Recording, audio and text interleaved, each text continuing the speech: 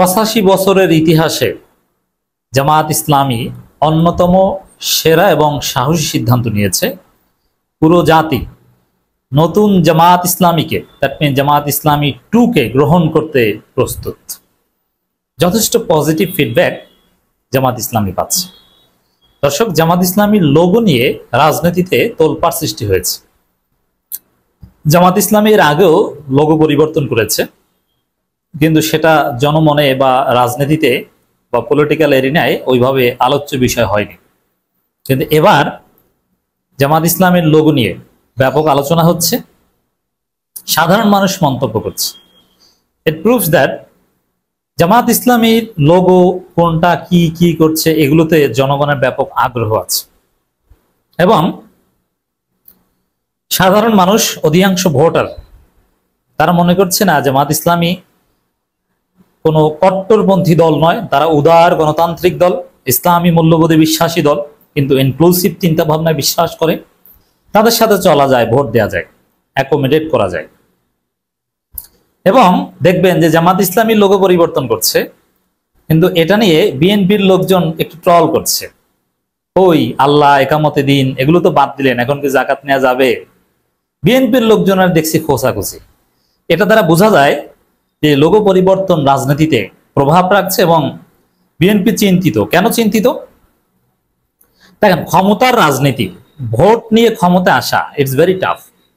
উদার গণতান্ত্রিক না হলে গণতান্ত্রিক রাজনীতিতে কখনো সফল হওয়া যায় না। কট্টরপন্থা কখনো গণতন্ত্রে সফল হয় না। এই জায়গায় যেহেতু বাংলাদেশে গণতন্ত্রই একমাত্র পথ ক্ষমতায় আসার, আমি বলছি না যে ইসলাম কায়েমের একমাত্র পথ, ইসলাম কায়েম এটা সুদূর প্রসারী।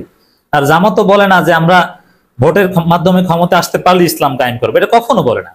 কিন্তু জামাত ইসলামীতে ইসলাম কায়েম শেখানো হয়, ইসলাম কায়েমের উদ্দেশ্যে জামাত করে। কিন্তু ভোট এটা তাদের একটা পার্ট, একামতে দিনের একটা ছোট্ট কাজ। ভোটের ক্ষেত্রে জামাত কখনো বলে না নির্বাচনী ম্যানিফেস্টোতে যে আমরা ক্ষমতা আসলে আল্লাহর আইন কায়েম করব। কিন্তু আল্লাহর আইন কায়েমের জন্যই জামাত ইসলামী, এবং আল্লাহর আইন কায়েমের জন্য নিজের জীবন উৎসর্গ করার শপথ নিয়ে জামাতের রোকন হতে হয়, এমনকি সহযোগী সদস্য হতে হয়। এই পার্থক্যটা বুঝতে হবে।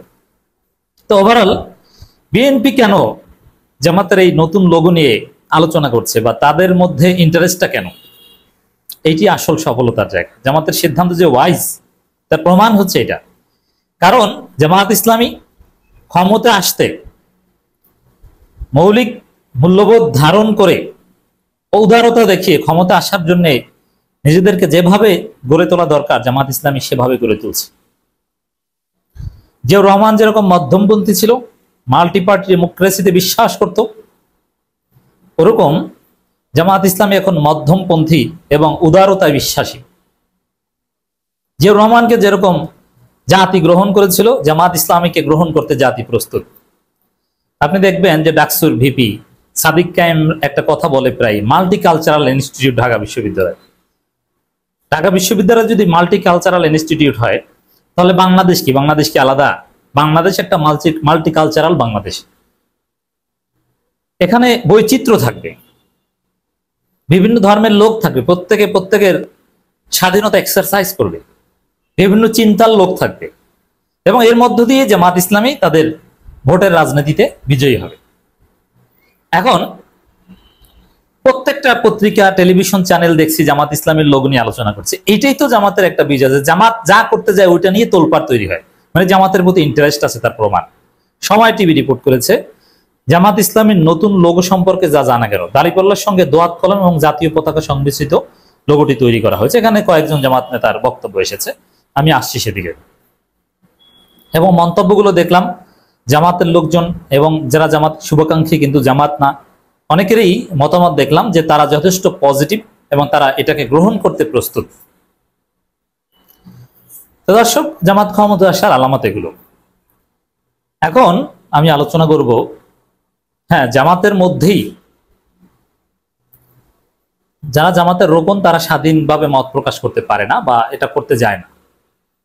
কিন্তু যারা জামাতকে পছন্দ করে, ক্রিটিক, লেখক, বুদ্ধিজীবী, তাদের মধ্যে কাউকে দেখলাম যে ইসলামকে মিনিমাইজ করছে। যদিও বিএনপির লোকজন এটা বেশি বলছে যে ইসলামকে মিনিমাইজ করছে, ইসলাম ছেড়ে দিচ্ছে এখন ক্ষমতায় আসতে। জামাতে ইসলাম, তো ইসলাম বাদ দিয়ে শুধু জামাত হলে আওয়ামী মুসলিম লীগ, তো মুসলিম বাদ দিয়ে শুধু লীগ হয়ে আওয়ামী লীগ সফল, তা জামাতও ইসলাম বাদ দিয়ে সফল হবে, একামতে দিন বাদ দিয়ে সফল হবে, এই খোঁচা দিচ্ছে। আসলে কি তাই? জামাত কি ইসলাম মিনিমাইজ করছে? এটার জবাব দিই কখনো না। এই ভুল প্রচারণে কখনো বিভ্রান্ত হবেন না। দেখেন, জামাতের এই লোগো পরিবর্তন বা নতুন লোগো, প্রস্তাবিত নতুন লোগো যে উসুলের উপর ভিত্তি করে, এটা দুনিয়া পরিবর্তনশীল। লোগো তো কোরআন সুন্নাহ ভিত্তিক কিছু না, এটা পরিবর্তন হবে যুগের আলোকে, প্রয়োজনের আলোকে। আর এখানে কি করেছে? লোগোর মধ্যে খারাপ কিছু আছে? জাতীয় পতাকার একটা ভাইব আছে, জামাতের যে প্রতীক দাঁড়িপাল্লা আছে, দ্যাটস ইট। এখানে সমস্যা কোথায়? এই লোগো নিয়ে আপত্তি কি? আর হ্যাঁ, কিছু বিষয় ছাড় দেয়া, প্রকাশ্যে একসময় যেটা বলতো সেটা এখন বলতে না পারা, এটা বিশ্ব বাস্তবতার কারণে বলা হচ্ছে, এবং এটা নতুন না, এটা সব দল করছে। যেমন আমি কয়েকটা উসুল, কয়েকটা বিবর্তন আপনাদের সামনে উপস্থাপন করছি। যেমন নির্বাচনী রাজনীতি, গণতান্ত্রিক ভোটে আসা জায়েজ না না জায়েজ, একসময় সবাই বলতো হারাম, এটা পশ্চিমা সংস্কৃতি। তারপর এমনকি ইউরোপীয় ন্যাশন স্টেটের এই স্ট্রাকচারের মধ্যে থাকা, এইটাই একসময় হারাম বলতো।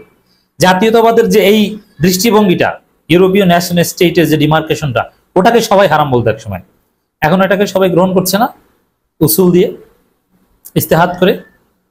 এরকম আবার দেখেন, পত্রিকা পড়া হারাম ছিল, এখন পত্রিকা পড়ছে সবাই। ছবি তোলা হারাম ছিল, সবাই ছবি তুলছে। এবং এক পর্যায়ে ভোট দেওয়া হারাম, ঠিক আছে, বৃহত্তর স্বার্থে ভোটে অংশগ্রহণ করা যাবে, তারপরে ভোটে অংশগ্রহণ করা যাবে, কিন্তু ছবিযুক্ত পোস্টার ছাপানো যাবে না। এখন কিন্তু ছবিযুক্ত পোস্টারও জায়েজ হয়েছে, বিবর্তন। এবং এটা ফিকহের উসুলের ভিত্তিতে হচ্ছে, কোনো সমস্যা নেই। এরকম কোন একটা বিষয় বাদ দেয়া, মিনিমাইজ করা, মাসলাহাত বিবেচনায় ইস্তেহাদ করে কোন একটা বিষয়ে একটু ধামাচাপা দেয়া, কোন একটা বিষয় সামনে আনা, এটা হেকমত, এটা জায়েজ। উসুলে ফিকার মাসালা যে কোনো অভিজ্ঞ মুফতি এটাকে জায়েজ বলবে, কোনো সমস্যা নেই। এবং এই প্র্যাকটিস, কোন একটা বিষয় একটু ছাড় দেয়া, কোন একটা বিষয় সামনে আনা, এটা দেওবন্দি, আহলে হাদিস, কওমি সবাই করে আসছে, অতএব এটা সমস্যা না। এখন এখানে কি জামাত ইসলাম ত্যাগ করছে? নেভার। জামাত কি এখন 4 ওয়াক্ত নামাজ পড়ে? আগে 5 ওয়াক্ত পড়তো। আপনি জামাতের রোকন সিলেবাস থেকে কি কোরআন হাদিস বাদ দিয়ে কার্ল মার্কস আর রুশো, ভলতেয়ার এগুলো ঢুকানো হয়েছে?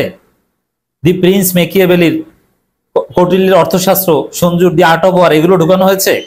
একটাও না। সেই কোরআন হাদিস যে থিওরি, আগের যে মাসালা পড়ানো হতো, রোকন হতে যা লাগতো সব আছে। যেহেতু জামাতের মৌলিক সিলেবাস আগের মতোই আছে, রিপোর্ট সিস্টেম, রোকন বানানোর সিস্টেম, তরবিয়াত সিস্টেম, মানুষ তৈরি করার সিস্টেম সব আগের মতোই আছে, এবং সেখানে ইসলামী আন্দোলন, একামতি দিন, এগুলো বলতে হয়, এগুলোতে বিশ্বাস করতে হয়। কিন্তু নির্বাচনী রাজনৈতিক কৌশল হিসেবে লোগোর পরিবর্তন, কিন্তু মৌলিক জায়গায় তো কোনো পরিবর্তন হয়নি।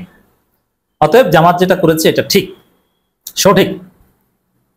যখনই আমি শুনবো যে জামাত ইসলামী রোকন সিলেবাসে ওই গণতন্ত্রের বিভিন্ন কেতাব ঢুকিয়েছে, ইসলামী আন্দোলন, খেলাফত এগুলো বাদ দিয়ে দিয়েছে, তখন বুঝবো জামাত ইসলাম ছেড়ে দিয়েছে। এখন পর্যন্ত যেটা হচ্ছে এটা হেকমত, কৌশল।